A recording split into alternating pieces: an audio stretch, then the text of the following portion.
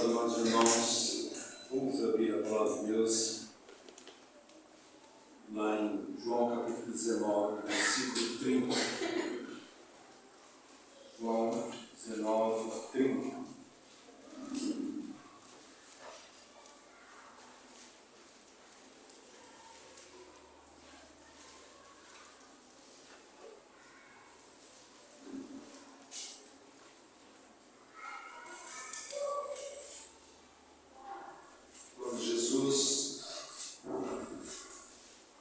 Quando, pois, Jesus tomou o vinagre, disse: está consumado. Inclinando a cabeça, atendeu pelo Espírito. Pai querido, o Senhor que conhece com temor e tremor diante de Ti, dentro da Tua palavra, diante do Teu nome, nós precisamos ser guiados, sustentados, dirigidos, iluminados, esclarecidos pelo poder do Teu Espírito, Senhor. Sem o Senhor nós não podemos fazer nada, Senhor.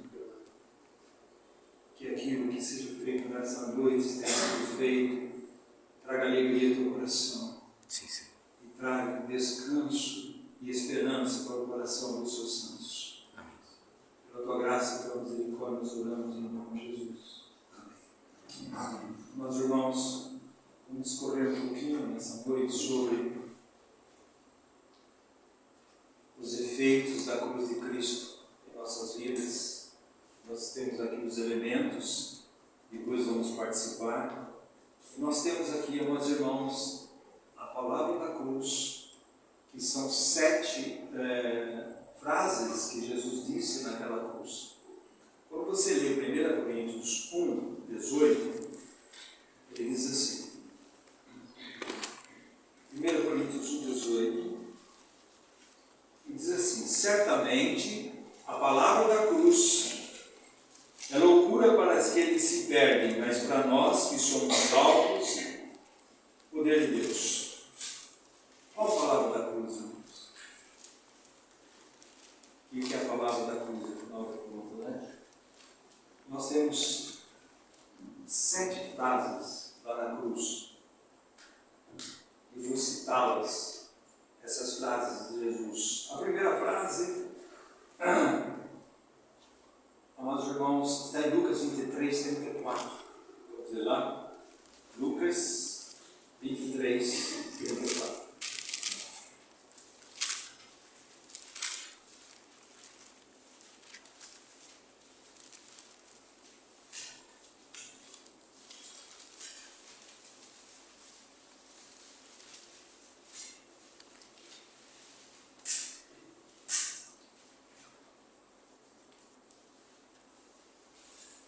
Primeira frase de Jesus naquela cruz, nós irmãos, está aqui.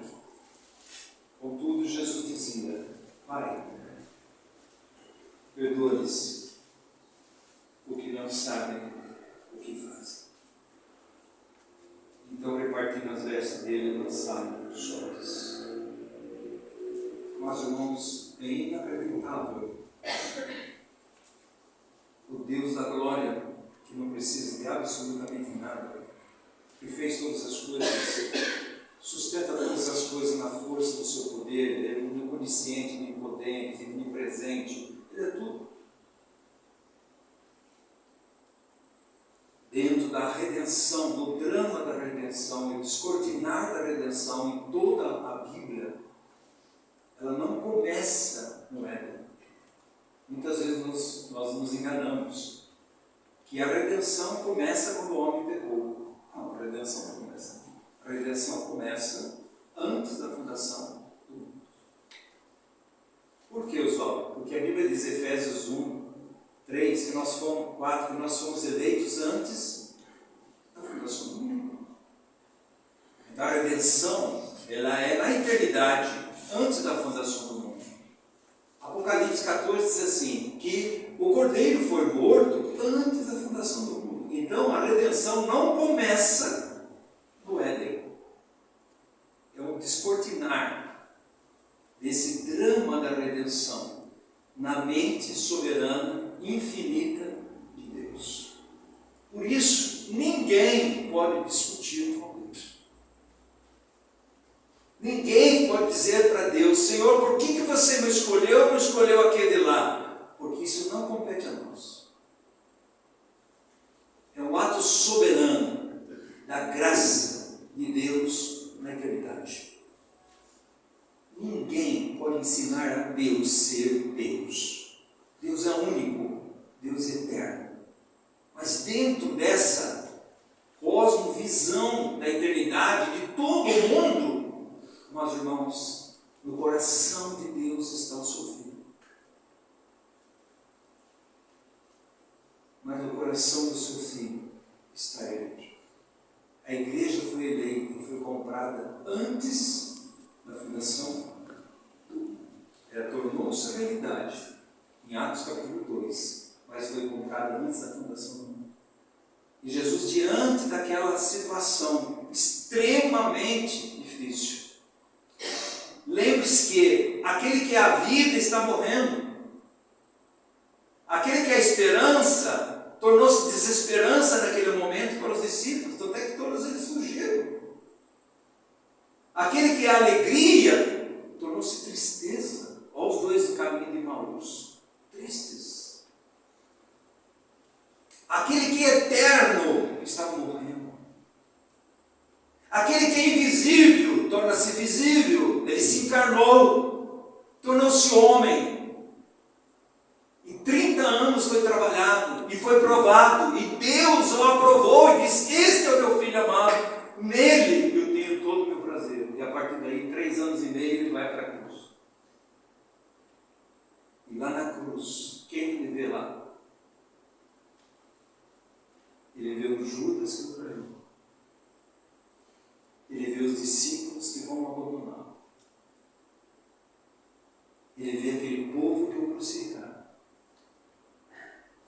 E vê aqueles que diziam: crucificam. E sem distinção, a não ser Judas, porque ele é o homem do pecado, ele é o homem da perdição. Ele vai dizer: Pai, perdoa-lhes, eles não sabem o que estão fazendo. Irmãos, a maior esperança para esse mundo perdido está na cruz de Cristo. A maior esperança para o miserável pecador, seja ele o que for, um estuprador, pode ser quem for, um bandido, só existe uma esperança. O dia que Deus revelar na cruz para ele, ele nunca mais será a mesma pessoa. O mundo, amados irmãos, ele precisa de vida pela ressurreição. O mundo está morto. Por isso foi a morte da morte na morte de Cristo, para que houvesse a ressurreição na ressurreição de Cristo. Essa é toda a nossa esperança. E se Jesus nos ressuscitou, é vão a nossa fé. E se a nossa vida, amados irmãos, esperamos só nessa vida terreno, a nossa esperança só está aqui, nós somos as pessoas mais infelizes do mundo, e por isso que muitas vezes somos infelizes, porque parece que a nossa esperança é naquilo que temos, na saúde que temos, no bem que eu tenho, como que nós estamos indo, está tudo bem, essa é a nossa esperança. Mas quando vem o tempério da vida, as tempestades da vida, amados irmãos, nós perdemos a esperança, porque a esperança nossa era circunstancial, não era uma pessoa. Olha Bartimeu. Bartimeu fala na igreja, irmãos. Quem é que tem a revelação? Jesus, filho de Davi, o Messias. A igreja. A igreja. E como que estava Bartimeu? Cego. Como que estava Bartimeu? Uma pobreza. Mas quando você vai para Apocalipse capítulo 3, Deus vai dizer para aquela igreja de Laodiceia: tu não sabes que é pobre, miserável, cego e nu. O que a igreja tem que fazer? Jesus, filho da vida, tem compaixão. O que você quer, Bartimeu? Quero ver! Porque a obra mais tremenda de Cristo em nossas vidas é nos dar visão dele mesmo e de quem nós somos. Então ele vai dizer assim: Pai, eles não sabem, perdoa-lhes, porque não sabem o que fazem. Também nós temos, amados irmãos, Lucas 23, 43. O que Jesus veio fazer? Jesus, ele veio salvar o povo dos seus pecados. Jesus é Emmanuel, é o Deus. Como é que Deus ia se revelar para mim, para você? Se Deus, ele é Espírito, ninguém pode ver a Deus. Então Deus, através do seu Filho, que é Deus, se encarnou. E João 1, 18 diz assim: ele veio revelar para mim. Por isso, a maior missão, a maior ambição minha e sua deveria ser conhecer a Cristo. E quanto mais conhecemos a Cristo, conhecemos o nosso Deus e Pai. Por isso você vai ver Paulo no final da vida, 25 anos de caminhada em Filipenses. O que isso aqui é, Paulo? Eu quero ser conformado à morte, à ressurreição, ao sofrimento de Jesus. Eu não sou perfeito. 25 anos de caminhada. Aquele que vai dizer assim: eu já estou crucificado com Cristo, não vivo mais eu, mas é Cristo que vive em mim. Não sou eu que vivo. Esse Paulo, ele vai dizer justo isso. Amados irmãos, prestem atenção. 2 Pedro, capítulo 3, 18, diz assim: antes crescei na graça e no conhecimento do nosso Senhor Jesus Cristo. Não é conhecer as bênçãos de Deus, ele tem, mas conhecer o nosso Consolador. Nós aprendemos a ficar com o presente e não com o doador do presente. Está vendo aqueles 10 leprosos? Ficaram com o presente. 9. Só um ficou com o doador do presente. Deus, pela sua imensa graça, cuidou. Está vendo, irmãos? Nós precisamos conhecer o nosso Deus, o nosso Senhor. Aqui, a segunda palavra, frase, é Lucas 23, 43.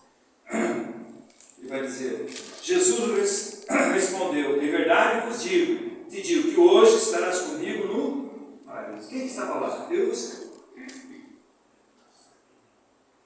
Ali nós temos toda a humanidade. Toda a humanidade pecadora. Todos os pecados estão separados da glória de Deus. Não há um justo sequer. Ninguém busca Deus. Mas ali estava aquele que veio buscar e salvar o perdido. Jesus Cristo, o nosso Senhor e Salvador. E ali, naquele momento, um deles teve a revelação de quem é Jesus. Ele diz assim: Senhor, lembra-te de mim quando entrares no teu reino. O que ele está dizendo? O Senhor é o Messias que era para vir. O Senhor é o Rei. E o Senhor tem um reino.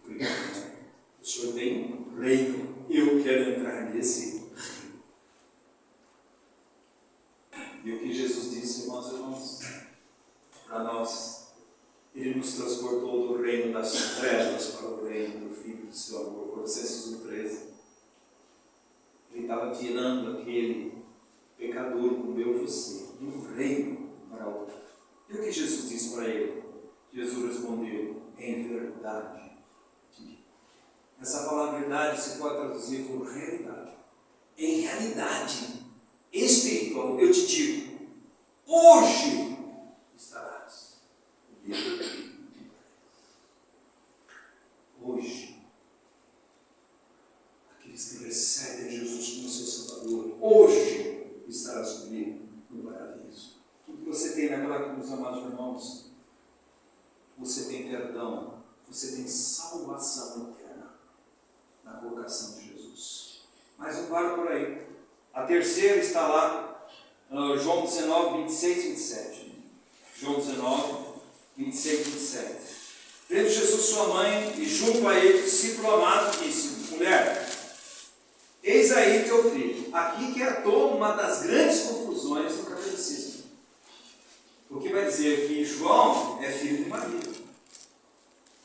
E que todos são filhos de Maria. Mas a Bíblia não diz isso. A Bíblia diz assim: a todos quanto receberam, Deus deu poder de serem feitos filhos de Deus. O que ele estava dizendo aqui? João é o mais novo dos apóstolos. E quem era aquele que era pegado a Jesus? É aquele que reclinou no peito de Jesus. É aquele que vai dizer, amados irmãos, 3 colocações tremendas na Bíblia, que ele vai falar sobre a vida, luz e amor. Nos seus evangelhos, 1ª, 2ª e 3ª. Vida, luz e amor. Presta atenção. Ele está dizendo assim: João, cuide da mãe. Ali provavelmente Maria já era idosa. E muitos dos filhos, assim, de Maria não criam Jesus. Eles não criam Jesus. E Jesus faz essa colocação para ela. Depois disse ao discípulo: eis aí a tua mãe. Dessa hora em diante o discípulo tomou para casa. Tem grande chance que Maria aqui já estava viúva. Porque José era muito mais idoso do que Maria. Maria era uma jovenzinha. Mas teve seus filhos com José. E ele faz aqui por quê? Afeição. Jesus se lembra da afeição da família de Deus. Afeição, meus irmãos. Ele tinha afeição pela sua mãe, pelo seu discípulo. Eis que Deus tem para mim e para você. E o que espera de mim e de você chama devoção. Ele está demonstrando a tremenda afeição que ele tem comigo e por você. Quarta.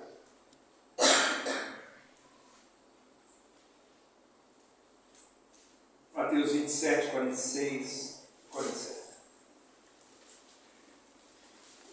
Mateus 27.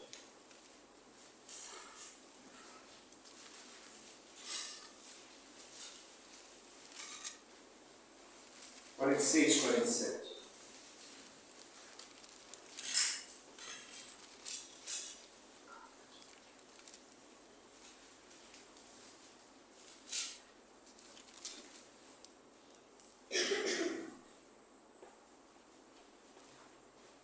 Desde a hora 6ª até a hora 9ª, era 9 até as 3 horas, houve trevas sobre toda a terra. Por que houve trevas sobre toda a terra? Vemos que a Bíblia responde a Bíblia. Eu vou ler para os irmãos Êxodo. Diz assim: esta noite se observará ao Senhor, porque nela os tirou da terra do Egito. Esta é a noite do Senhor, sozinho, que devem todos os filhos de Israel comemorar nas suas gerações. Era a noite do Senhor. E por que, amados irmãos, todas aquelas trevas? Porque o pecado fala da noite, o pecado fala das trevas, o pecado fala da ausência de luz. E Jesus se tornou pecado por nós, para na sua ressurreição Deus imputar em nós a sua justiça.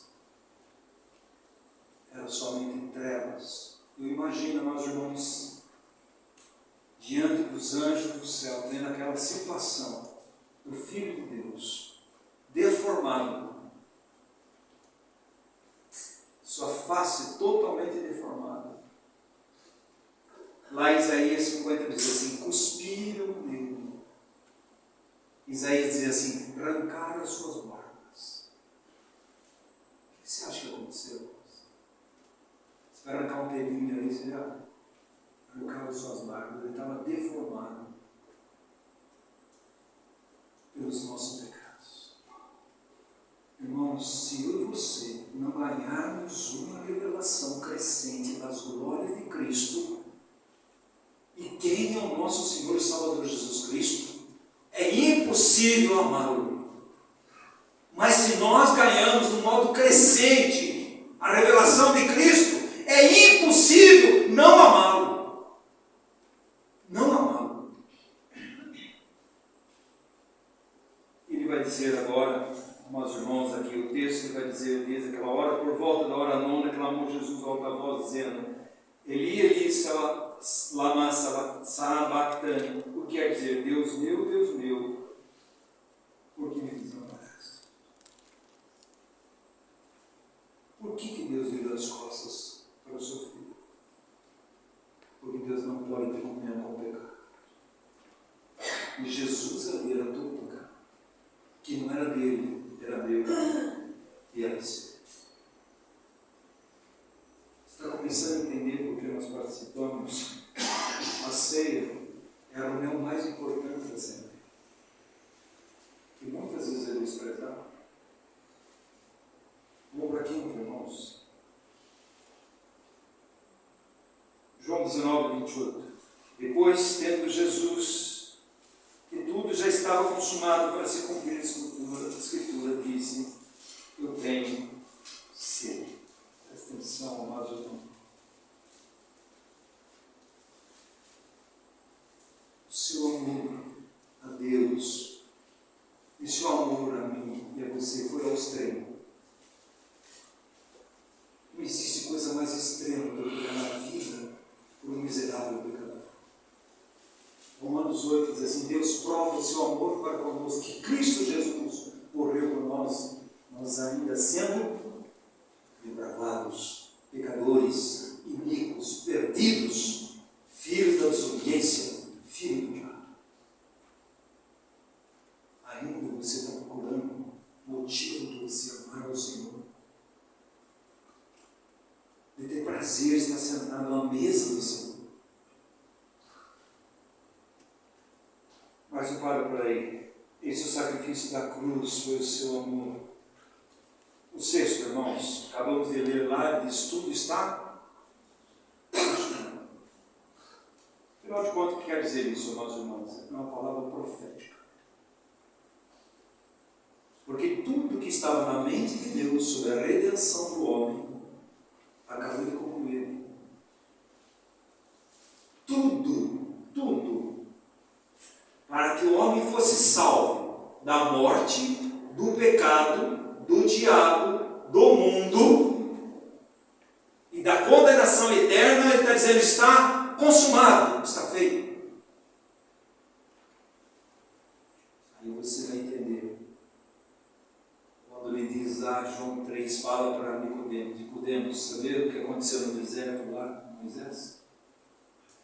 Do mesmo modo, o Filho do Homem vai ser levantado, e todo que nele crer será salvo, porque está consumado. Irmãos,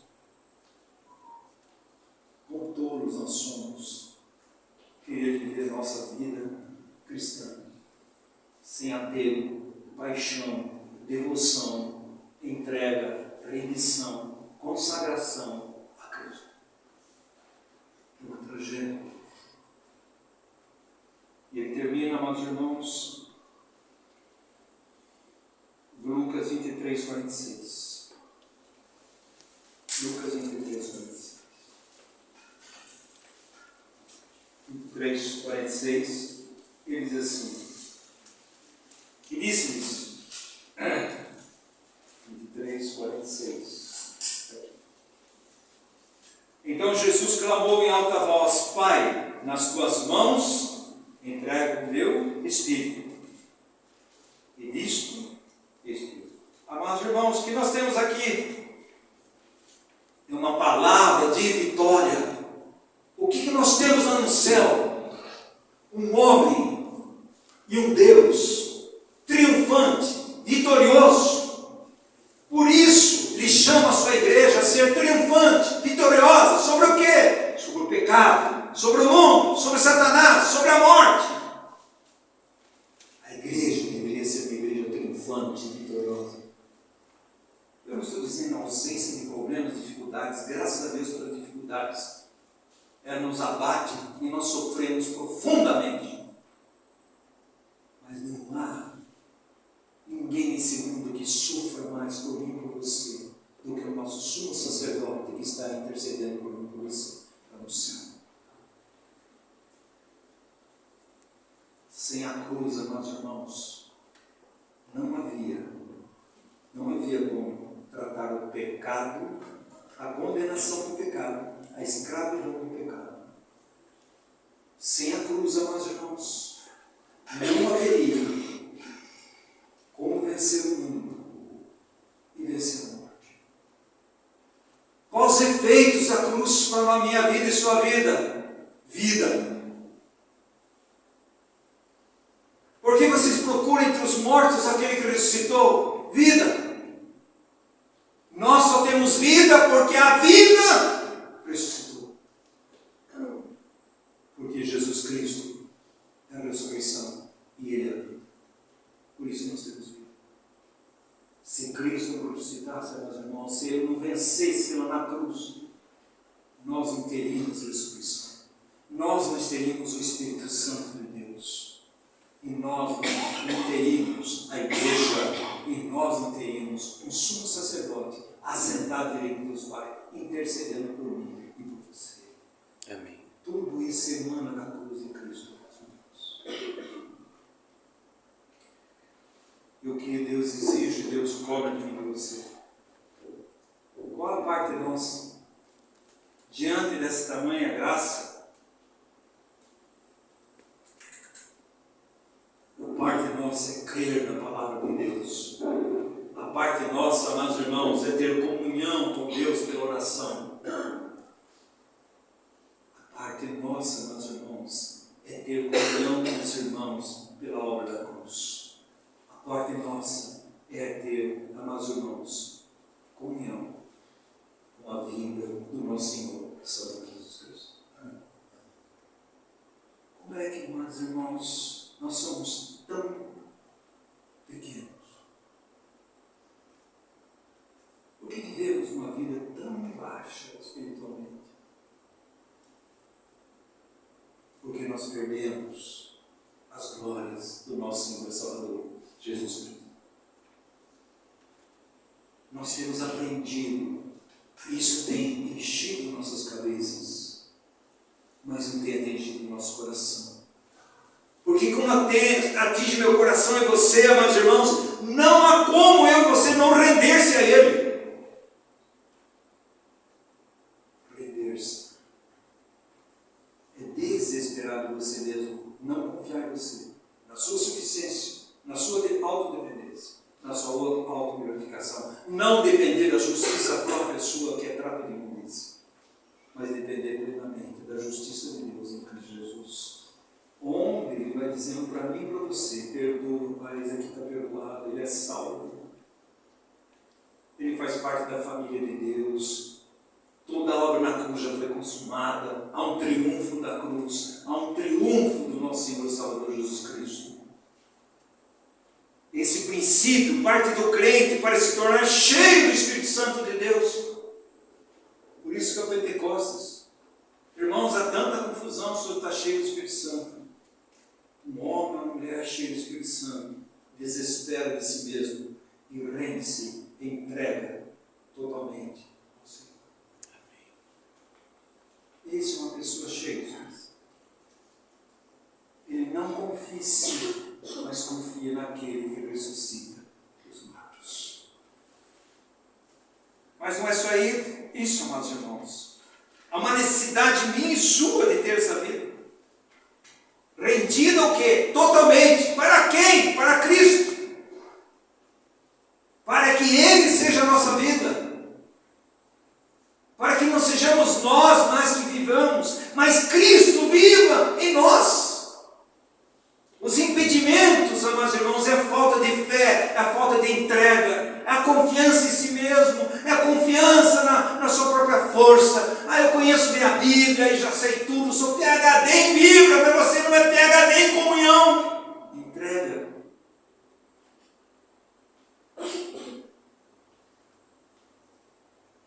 Tenho, meus irmãos, nenhuma dúvida que a necessidade do Filho de Deus é crer na palavra de Deus, é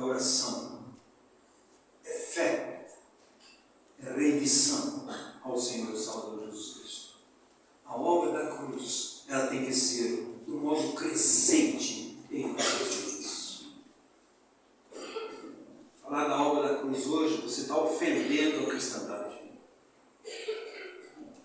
Mas é a única mensagem bíblica, é a mensagem da cruz. Paulo diz assim: eu não quero saber nada entre vós. Vocês que falam em línguas, você profetiza, você tem todos os dons. Eu não quero saber nada entre vós, nenhuma disso eu quero saber. Eu quero saber de Cristo crucificado.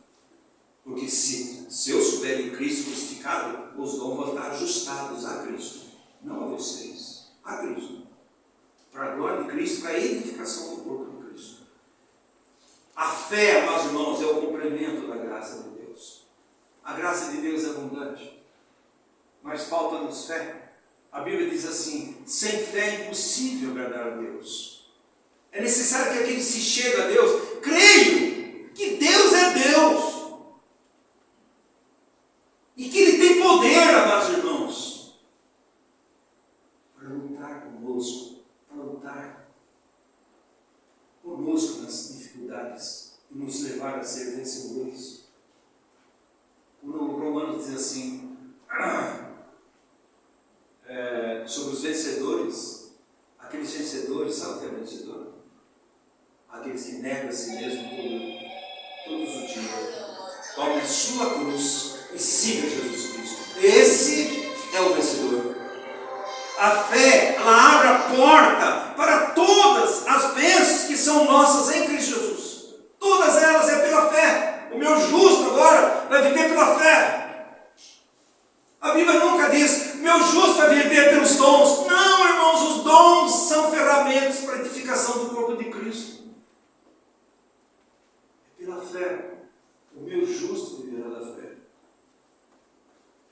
Todos agora temos acesso pela fé. Ele diz: tem intrepidez para entrar no Santo dos Santos, para esse novo caminho, o sangue de Jesus. Entrem! Porque tudo está consumado, o vitorioso está lá, o glorioso está lá. Ele já entregou a salvação plena e poderosa para você. Não negligencie ela. Hebreus 2 vai dizer assim: olha, vocês cuidado, não deixe escapar as palavras já proferidas, para que vocês se afastem de Deus. A coisa mais fácil que tem é afastar de Deus. O mundo, Satanás, o ego, o orgulho, tudo tenta afastar você de Deus. Nós temos justiça pela fé. Irmãos, ninguém pode me condenar mais. Eu sou um ex-condenado. Ninguém pode me acusar mais. E ninguém pode me separar mais do amor de Deus que está em Cristo Jesus. Não é nada no céu ou na terra que possa nos separar do amor de Deus que está em Cristo Jesus. Não pode. Deus nos fez sua família. Nós somos filhos de Deus. Deus nos fez santos. Deus nos salvou para ser dele e para ser separado para ele. Uma nação santa, eleita e propriedade de Deus, meus irmãos. Não venda essa propriedade para outra coisa. Você é propriedade de Deus. Você não é de você mesmo. Seu corpo não é de você mesmo. Sua vida não é de você mesmo. É daquele que ressuscitou dos mortos, vitorioso. Nós somos dele. Mas o que nós fazemos nesse caminhar, amados irmãos? Nós esquecemos de Deus. Olha que Deus, 2 Coríntios 11, versículo 3, diz assim: eu temo, Paulo dizendo, eu temo que do mesmo modo que Eva foi enganada por Satanás, vocês sejam enganados, vocês se afastem, se apartem da simplicidade e pureza devidas a Cristo. Nós devemos a Cristo aquilo que Ele fez por nós naquela cruz. Ele nos comprou, Ele nos justificou, Ele nos santificou, Ele nos fez filhos de Deus. Devemos ter essa vida de simplicidade e devoção a Cristo. Mas Satanás quer tirar isso. Então ele coloca substitutos. Uma banda, um louvorzão, aquela coisa toda, substituto. é substituto. Irmãos, prestem atenção. É a purificação pela fé, a nossa vida pela fé em Cristo Jesus. E não há outro caminho a não ser a caminhada da fé em conformidade com a cruz de Cristo.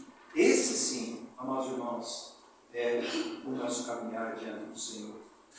Não adianta de que nós estamos aqui. Está diante do quê?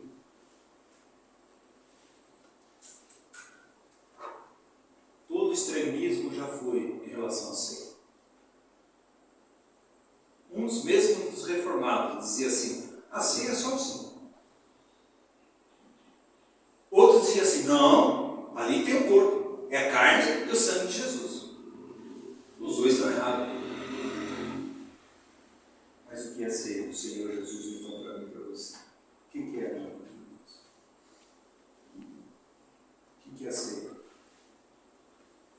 Não existe nesse mundo o lugar onde a presença de Deus é mais vista do que diante da ceia do Senhor. Não existe. É o céu na terra. É a reunião mais importante de uma assembleia, é a ceia. Por isso que Jesus disse para ele, olha, toda vez que vocês reunirem, participem dessa ceia. Participem. Porque não é um memorial. Memorial você tem aí, o cara faz uma estátua, tem um memorial lá, morto. Está lá sempre lá. Morto, não tem vida. Nós estamos falando de elementos de vida. O pão é vida. É o trigo que caído em terra morreu e deu muito fruto que está aqui. E ali o sangue de Jesus derramado naquela cruz, que nos justifica, nos perdoa, nos reconcilia com Deus, através do sangue de Jesus. E nós podemos aproximar diante de Deus, não como no Velho Testamento, só o sumo sacerdote uma vez por ano podia entrar no Santo dos Santos, amados irmãos. Agora não, escancarou, porque Jesus é a porta se abriu. Jesus, amados irmãos, é o altar de bronze, porque a justiça já foi feita. Jesus é a água da vida, Ele nos lavou, nos purificou. Jesus é o candeeiro, Ele é a luz do mundo. Jesus é o pão da vida. E Jesus, amados irmãos, é o aroma agradável a Deus. Todos nós podemos entrar, porque quando Jesus disse, está consumado, rasgou o véu de cima até embaixo. Aquele véu que nem uma parede boa de cavalo que puxasse, rasgaria. Mas rasgou. E o que ele está dizendo, amados irmãos? E quando rasgou, a glória de Deus estava lá? Não. Porque a glória de Deus estava na cruz. Seu filho estava lá. A glória de Deus é o seu filho. E por causa do seu filho, eu e você podemos entrar no Santo dos Santos, na presença de Deus, e podemos conversar com o nosso Pai, sem ser fulminado, sem pensar assim, Senhor, eu pequei hoje, eu sou um fraco, eu vou ser fulminado. Não, irmãos. Ele já perdoou seus pecados. Seu nome está escrito no livro da vida. Você é um filho de Deus, cambaleando, fraqueza muitas vezes, joelhos trôpicos, cansado. Mas, meu amado irmão, Jesus diz assim, olhando firmemente para o autor e consumador da fé. É lá que eu e você temos que olhar. A obra consumida de Cristo naquela cruz. Jesus tem dois ofícios. Hebreus 3, 1, ele vai dizer, considerai o apóstolo, que é o enviado, Cristo, e o sumo sacerdote, que agora é Cristo ressurreto. E se o apóstolo não tivesse ido até a cruz e morrido na cruz por mim e por você, não haveria sumo sacerdote, não haveria céu para você, não haveria vida para mim e para você, nem esperança. Porque esperança agora está na vida do nosso Senhor Salvador Jesus. Onde nós vamos ganhar um corpo celestial aparecido? Onde está a nossa esperança? Então, por que nós participamos, amados irmãos? Nós achamos que nós estamos pegando um pãozinho e um suquinho de uva? Você está comendo realidade espiritual. É tão realidade espiritual. Ele diz: se você comeres daqui do modo indigno, sem discernir o corpo de Cristo, moído naquela cruz, e o corpo de Cristo, que é a sua igreja, você está comendo réu para você mesmo. Juízo para você mesmo. Comunhão e participação com Ele, no seu corpo, no seu sangue, quando nós participamos da mesa do Senhor. Comunhão com o seu corpo, comunhão com o seu sangue. Comunhão com os irmãos, porque é um só pão. Jesus Cristo. É um só pão. É impossível. Presta atenção. É impossível. Quem disse não foi eu. É impossível alguém que conhece de fato Cristo não ter necessidade de participar da mesa do Senhor. E é verdade. Cristo está presente conosco em sua mesa. Está presente conosco. Ah, Oswaldo, eu não estou vendo nada. Não é para você ver, é para você crer, porque é espiritual. Então você não vai crer que Jesus disse: eis que estarei convosco todos os dias até a consumação do século. Claro, meus irmãos, você tem que entender que nós temos um Deus homem lá no céu, e Deus invisível aqui na terra. A dupla identidade de Jesus. Não é uma presença física de Cristo, não é uma presença espiritual, que deve fazer com eu e você lembrar, para a gente lembrar aquelas palavras da cruz. Para nós lembrarmos, mas não é uma lembrança mental, é uma lembrança com contrição, com arrependimento, com avaliação. Por isso a Bíblia diz: examine-se cada um assim. Acabamos de ler Salmo 139. Nos faz lembrar do Evangelho, da graça, do amor de Deus. O Evangelho é Cristo. Paulo diz em 1 Coríntios 15. O que é Evangelho? É a morte e a ressurreição do nosso Senhor Salvador Jesus. Isso é Evangelho. Não há lugar onde está mais próximo de Deus do que Jesus Cristo. E aqui nós temos os símbolos do seu corpo e do seu sangue. Onde estaria mais próximo?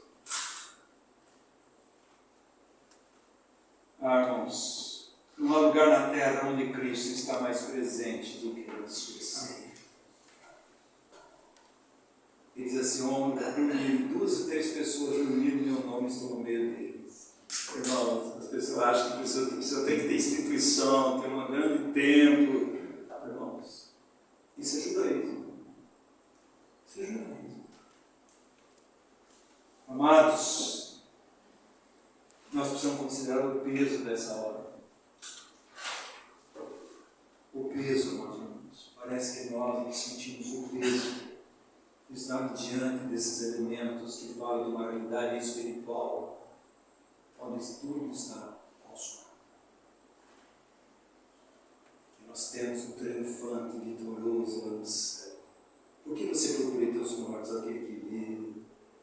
João chorando na beira de Patmos, que é digno de abrir os livros. João, eis que o Cordeiro de Deus está vivo, ele ressuscitou. Deus em Cristo encontra conosco ali e nos dá graça e suas bênçãos. Quando você olha a cena de Marcos, capítulo 14, eu não vou ler tudo. Você tem 3 cenas em Marcos 14. Parece um sanduíche. Então você vê o Evangelho, que é aquela Maria de Betânia, né? Aquela que quais são as características da igreja de Cristo? Onde Cristo é recebido, onde Cristo é ouvido, onde Cristo é obedecido e onde Cristo é adorado.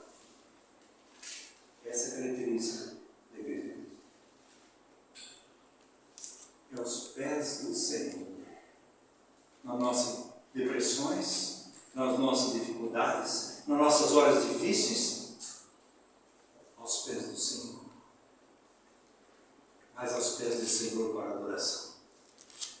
Ninguém pode caminhar e se caminhar, amados irmãos, seguir os passos do Cordeiro, se não for aos pés de Jesus para ouvir, contemplá-lo, obedecer. Se não for para estar aos pés de Jesus, para ser confortado na hora da dor, da tristeza, na hora do desânimo. Se não for aos pés de Jesus para adorá-lo e dizer: Senhor, o Senhor é meu cabeça, eu sou tua serva, eu te sirvo. Como está distante a cristandade, nós nos incluímos daquilo que Deus quer para nós. Então você tem aqui, meus irmãos, quem é o anfitrião? Quem prepara a mesa? Quem deixa tudo pronto? É Cristo. Aquele homem que convidou, fez uma grande ceia, um grande banquete, né? Mandou aquelas pessoas lá, o convite. Chame eles, que está tudo pronto. Você não precisa fazer nada, você venha. Aí começa. Aí somos nós. Hoje eu não tenho tempo. Hoje estou cansado. Hoje eu levantei muito dor no corpo. Mas você vai trabalhar, vai no mercado, você vai. Hoje sabe o que é? Mudou o tempo, está um pouco frio, vai chover. Irmãos. Onde está o foco nosso? Você tem um anfitrião que prepara tudo? Ele prevê a traição de Judas? E ele prevê que os seus discípulos iriam abandoná-lo e Pedro ia negar. E quem está no meio? A cruz de Cristo. A cruz de Cristo condena o pecador que não se arrepende. E a cruz de Cristo salva o mais miserável pecador que se arrepende diante de Deus. Essa é a cruz do nosso Senhor. Meus irmãos, Jesus é a própria oferta, Jesus é a própria refeição. Lá em João 6 ele diz assim: eu sou o pão da vida, quem comer desse pão jamais terá fome. Aí vai dizer assim: olha, se você comer do meu sangue e beber comer do meu pão, minha carne e beber do meu sangue, você vai ter vida. Ele está falando do que, irmãos? O corpo e o sangue de Jesus. Apropriar-se da obra da cruz. Obra da cruz. Jesus agora está cumprindo um pacto. E esse pacto quem fez foi o próprio Deus. Vocês lembram de Abraão? Bom, como é que nós vamos fazer esse pacto aqui, Abraão? Você mata uma ovelha, corta no meio, nós vamos passar no meio. Não, Abraão vai dormir. E Deus passou sozinho. E o que Deus disse? Não tenho por quem jurar. Jurei por minha Deus. Esse pacto é irrevogável. Irrevogável. Ele é eterno. Você recebeu Jesus, você é salvo e salvo eternamente. Mas não brinque na sua salvação. Não brinque. Não brinque com o pecado. Não brinque com o mundo.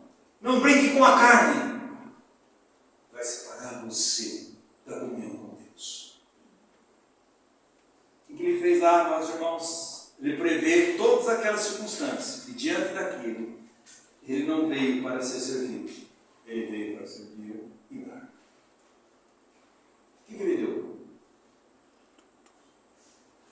A sua própria vida. E o que ele serviu? O seu corpo e do seu sangue. São aqui os símbolos, irmãos. Então não trate isso como meros elementos. Você já sabe sobre tudo isso? Você sabe. Mas ser cristão é uma longa caminhada de conhecer a Cristo. Amar a Cristo, obedecer a Cristo, se render a Cristo, desesperar de nós mesmos, não confiar em nós mesmos, mas confiar em Cristo. É uma longa caminhada. Se eu e você quisermos seguir a Cristo, é de nós negarmos a nós mesmos, tomar a nossa cruz e seguir Jesus todos os dias. É uma caminhada onde se toma o jugo de Jesus, que é manso e humilde do coração, e nós temos descanso para a nossa alma tribulada, cansada, angustiada e deprimida. Comunhão com Cristo só através dos canais que Cristo deixou. Como é que nós temos comunhão com Cristo? Através do seu corpo, através do seu sangue, através da cruz. Porque através da cruz, Ele não só me justificou, Ele não só me perdoou os meus pecados, Ele reconciliou comigo. E agora nós temos aqui um vivo e novo caminho, o sangue de Jesus Cristo, que nós podemos estar na presença de Deus a qualquer momento. E Deus vai dar um segredo para Abraão. Ele diz: Abraão, eu sou o Deus Todo-Poderoso. Não queira viver a sua vida com sua força, sem Deus. Agora, anda na minha presença e seja perfeito. Por que, Senhor? Porque a minha graça te basta. A minha graça é libertadora, é transformadora, é curadora. Presta atenção, irmãos. É fortalecedora. Porque eu e você, com tantas dificuldades que nós enfrentamos muitas vezes, ainda nós estamos lá, porque a obra da cruz é inabalável. Nós somos comprados, nós somos lavados pelo sangue do Cordeiro, nós somos filhos de Deus, pelos méritos estritos, únicos, inabaláveis, em Cristo crucificado e ressurreto. Não tem outro caminho, isso é o único. Mas, irmãos, nós só podemos ter comunhão extraordinária com Deus através dos caminhos ordinários que a palavra de Deus diz. Mas se nós andamos com o Senhor dos caminhos ordinários, nós vamos ter uma vida extraordinária. Amém. Porque Deus vai produzir em nós tanto querer como efetuar, Ele continua produzindo, e nós vamos desenvolver a salvação. Nós, irmãos, nós precisamos da palavra de Deus, precisamos da oração, comunhão com os irmãos e comunhão numa mesa do Senhor. Mas, irmãos, não existe cristão sem comunhão. Se não tem comunhão com a mesa, não tem comunhão com os irmãos. Não tem comunhão com Deus. Porque toda comunhão com Deus, Deus nos leva à sua mesa. A sua ceia, mas leva à sua mesa. Porque a mesa, 1 Coríntios 10, fala da comunhão entre os irmãos. Partir do mesmo pão. Um só pão. Um só corpo. É a comunhão entre os irmãos. E é ser o Senhor. Nós anunciamos a morte de Jesus até que Ele venha. Ele morreu, tudo está consumado. Ele ressuscitou, Ele está exaltado. E Ele virá, e nós seremos glorificados com Ele. Amém. Que Deus continua falando no meu coração seu, meus irmãos.